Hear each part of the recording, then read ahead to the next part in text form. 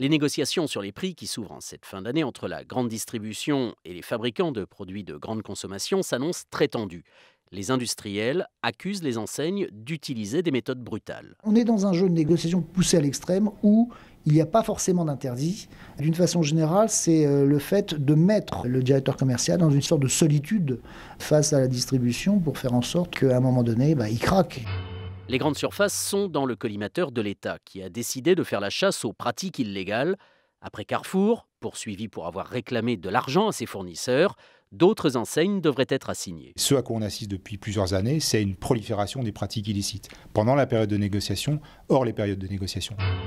La guerre des prix dans la grande distribution a une conséquence. Depuis 3 ans, les industriels vendent leurs produits toujours moins chers. Mais cette baisse n'est que très peu ressentie par le consommateur. Le niveau de baisse de prix n'est jamais que de quelques pourcents.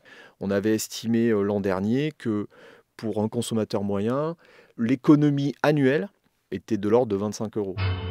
Les consommateurs ne voient pas la différence, mais en même temps, les marges des distributeurs sont devenues si faibles qu'ils doivent trouver d'autres sources de profit, comme la location de leur galerie commerciale. Il y a 2 métiers. Il y a un métier que tout le monde voit, c'est le métier de distributeur, d'épicier, de commerçant. Et puis à côté de ça, vous avez une activité immobilière qui est beaucoup plus rémunératrice que ne l'est aujourd'hui l'exploitation du magasin lui-même.